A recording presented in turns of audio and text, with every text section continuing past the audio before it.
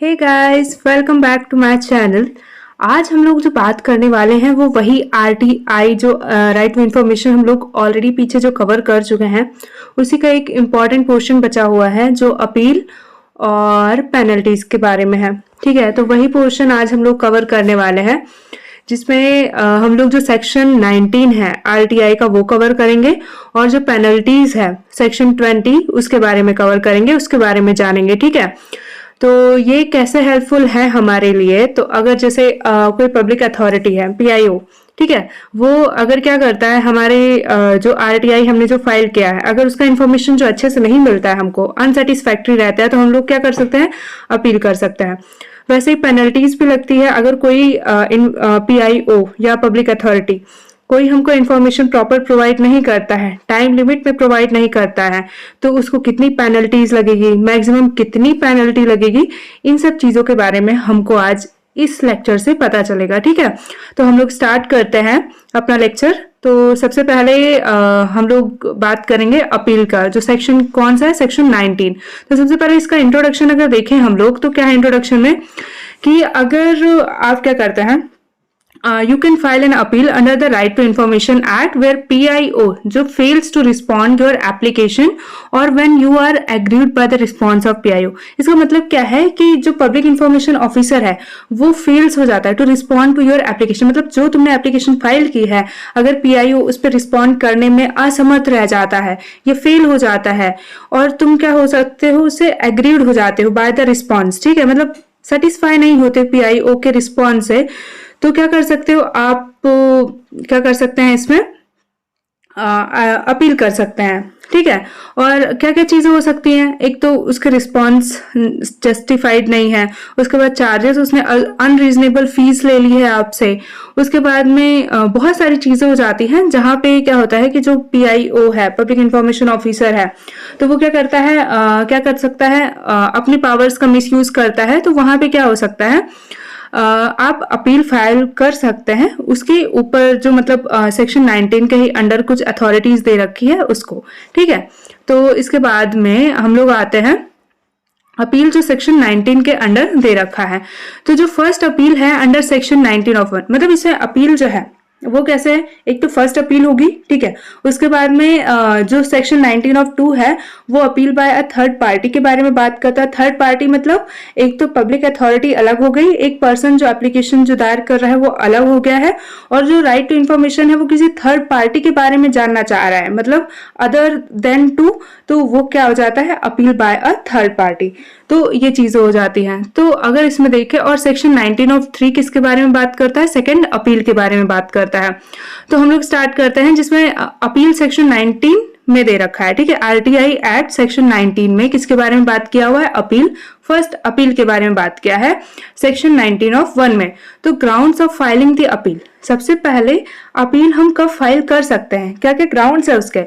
तो सबसे पहला ग्राउंड क्या है कि अगर जो एप्लीकेंट है, फॉर एग्जाम्पल मैं एप्लीकेंट हूँ, ठीक है, और मैंने एप्लीकेशन फाइल की है आरटीआई किसी इंफॉर्मेशन को जानने के लिए, और एक टाइम लिमिट है कि विद इन 30 डेज जो पर्सन है पब्लिक अथॉरिटी है उसको मुझे इंफॉर्मेशन प्रोवाइड करना है, और अगर विद इन 30 डेज वो मुझे इंफॉर्मेशन प्रोवाइड नहीं कर रहा है तो मैं क्या कर सकती हूँ, अपील कर सकती हूँ। ठीक है, उसके बाद applicant is agreed by the decision of CPIO या एसपीआईओ।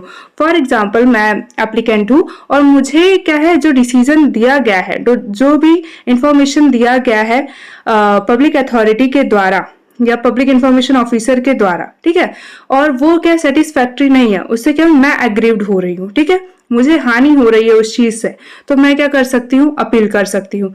उसके बाद क्या होता है, इसमें पीरियड क्या है, for filing of an appeal and condonation of the delay. इसमें क्या पीरियड क्या है फाइल करने का, अपील हम कब फाइल कर सकते हैं। तो अपील जो है वो फाइल कर सकते हैं within 30 days from the expiry of the response period और the receipt of the decision of SPIO and मतलब सीपीआईओ मतलब सेंट्रल पब्लिक इंफॉर्मेशन ऑफिसर और स्टेट पब्लिक इंफॉर्मेशन ऑफिसर। मतलब अपील हम कब फाइल कर सकते हैं, within 30 days from the expiry of the response period, मतलब 30 डेज जो मिला हुआ है उसके बाद में। ठीक है, expiry of the response period और the receipt of the decision of SPIO या सीपीआईओ।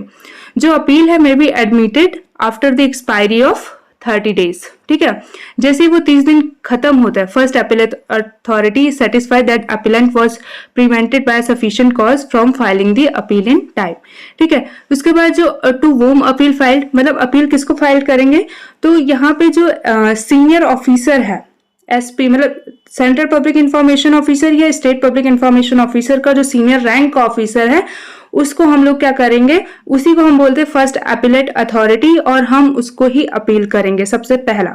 ठीक है, उसके बाद अपील बाय अ थर्ड पार्टी। यहाँ पे क्या है, इस सब सेक्शन में ये बोला गया है कि अगर कोई थर्ड पार्टी जो है वो एग्रीव्ड होती है by the decision of central public information या state public information officer to disclose third party information, मतलब क्या कर रहे हैं, डिस्क्लोज किया थर्ड पार्टी का इंफॉर्मेशन अंडर सेक्शन 11 में prefer an appeal within 30 days from the date of the order to the first appellate authority. मतलब जिस दिन फर्स्ट अपीलेट अथॉरिटी ने ऑर्डर पास किया है उसी के 30 डेज तक में वो क्या कर सकता है, अपील दायर कर सकता है। उसके बाद आता है सेकेंड अपील। ठीक है, सेकेंड अपील में क्या जाता है, सेकेंड अपील सेक्शन 19 ऑफ 3 के अंडर आता है। इसमें क्या होता है, appeal to commission against the decision of the first appellate authority. मतलब क्या है अपील, इसमें क्या होगा, सेकेंड अपील सिंपल सा हम लोग क्या करेंगे, अगर मैं हूं, मैंने एप्लीकेशन दायर किया, ठीक है, मुझे प्रॉपर इंफॉर्मेशन नहीं मिला, मैंने सेकेंड अपील कहाँ पे कर दी, सेकेंड मतलब फर्स्ट अपीलेट अथॉरिटी मतलब सीनियर रैंक के ऑफिसर को, किसके, सेंट्रल पब्लिक इंफॉर्मेशन ऑफिसर या स्टेट पब्लिक इंफॉर्मेशन ऑफिसर के। ठीक है, उसके बाद भी अगर मैं अनसेटिस्फाइड हूं कि मुझे जो इंफॉर्मेशन जो रिस्पॉन्स चाहिए था वो नहीं मिला है, तो मैं क्या करूंगी, सेकेंड अपील किसको कर दूंगी, CIC या SIC मतलब सेंट्रल इंफॉर्मेशन कमीशन को या स्टेट इंफॉर्मेशन कमीशन को क्या करूंगी, अपील फाइल कर दूंगी। वो अपील कब फाइल करूंगी, जिस दिन जो फर्स्ट अपीलेट अथॉरिटी है उसने जिस दिन डिसीजन दिया उसी के विद इन 30 डेज मैं क्या करूंगी, इस अपील को फाइल कर दूंगी। ठीक है, उसके बाद में opportunity of hearing to a third party, मतलब जो सेक्शन 19 ऑफ 4 है वो बात करता है कि जो थर्ड पार्टी है उसको भी सुनने का मौका दिया जाएगा, ऐसा इसमें बोला गया है। उसके बाद time limit for disposing of the appeal, मतलब जो भी अपील आई है उसकी भी एक टाइम लिमिट है कि कब तक में उसको डिस्पोज करना है। तो जो अपील है मतलब 19 ऑफ 1 में जो अपील है अंडर, और 19 of 2 has to be disposed within the 30 days of the receipt of the appeal, मतलब विद इन 30 डेज क्या करना है, उसको डिस्पोज करना है उस अपील को। और उस चीज को मतलब जो अपील का टाइम पीरियड है वो 45 डेज भी किया जा सकता है, कुछ मतलब कुछ एक्सेप्शनल सर्कमस्टांसेस में, ठीक है, उस टाइम पीरियड को एक्सटेंड किया जा सकता है। उसके बाद में क्या आता है, supremacy of the commission. Commission क्या है, यहाँ पे सुप्रीम है, जो सेंट्रल इंफॉर्मेशन कमीशन या स्टेट इंफॉर्मेशन कमीशन है वो क्या है, यहाँ पे सुप्रीम है माना जाए तो उसके कुछ पावर्स हैं, क्या पावर्स हैं, सबसे पहले ये देखते हैं। तो सबसे requiring the public authority to take steps for complying with the provisions act including, तो क्या है, प्रोवाइडिंग एक्सेस टू इंफॉर्मेशन, मतलब क्या करे, प्रोवाइड करे एक्सेस टू इंफॉर्मेशन, जैसे जिस पर्टिकुलर फॉर्म में मांगा गया है उस पर्टिकुलर फॉर्म में उसको क्या है, इंफॉर्मेशन देनी है। अपॉइंट करे पब्लिक इंफॉर्मेशन कमीशन को, ऑफिसर्स को। ठीक है, उसके बाद पब्लिशिंग सर्टेन इंफॉर्मेशन और कैटेगरीज ऑफ इंफॉर्मेशन। ठीक है, उसके बाद to make required changes to its practices regarding maintenance, management and destruction of records. फिर एनहांस करना provision of training on the right to information to its officials to submit an annual report to the commission in compliance with section 4(1) of B. Require the public authority to submit an annual report to the commission in compliance with section 4(1) of B.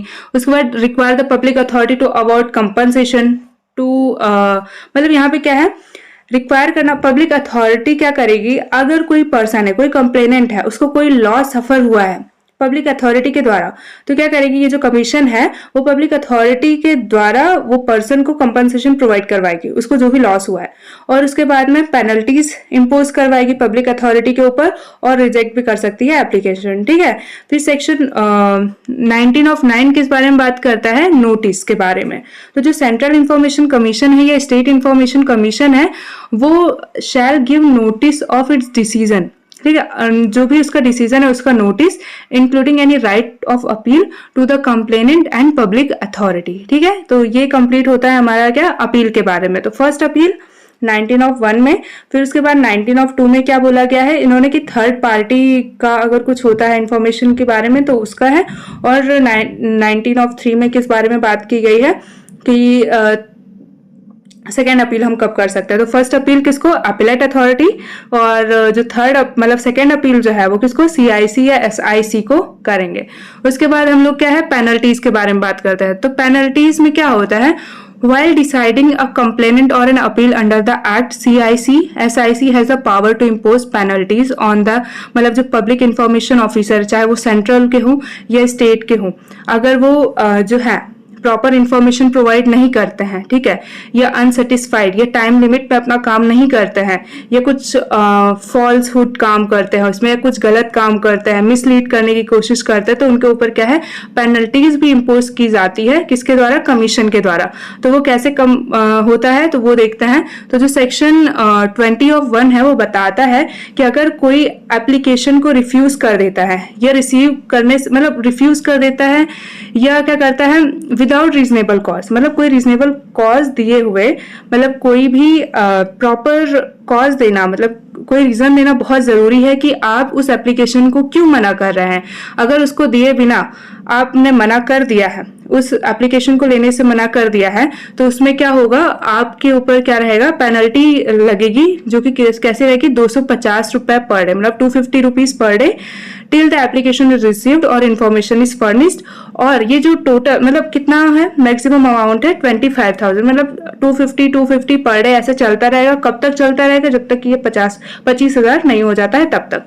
उसके बाद section 22 of क्या है, अगर कोई default failure of the मतलब public information officer है, चाहे वो सेंट्रल का है या स्टेट का है, ठीक है, वो अगर जानबूझ के मतलब गलत इरादे से डिनाई कर देता है रिक्वेस्ट फॉर इंफॉर्मेशन, या जानबूझकर क्या करता है, फॉल्स इंफॉर्मेशन प्रोवाइड करता है, इनकम्प्लीट इंफॉर्मेशन, मिसलीड करता है इंफॉर्मेशन को, ये डिस्ट्रॉय करने की कोशिश करता है, तो इसमें क्या होता है, उसके खिलाफ जो है जो कमीशन है वो डिसिप्लिनरी एक्शन भी ले सकती है। तो ये आज हम लोगों ने बात की है कि पेनल्टीज और क्या अपील के बारे में बात की है, जो सेक्शन 19 और सेक्शन 20 RTI के अंडर आता है। ठीक है, इसी के साथ जो हमारा जो इम्पोर्टेंट लेक्चर था RTI का, जो भी इम्पोर्टेंट टॉपिक थे हमने कवर कर लिया है, तो आप जाके हमारे प्रीवियस लेक्चर को देख सकते हैं। और अगर आपको कोई भी प्रॉब्लम आते हैं तो नीचे कमेंट करके भी बता सकते हैं। ठीक है, तो मिलते हैं नेक्स्ट लेक्चर में, तब तक के लिए शुभ रात्रि, बाय बाय।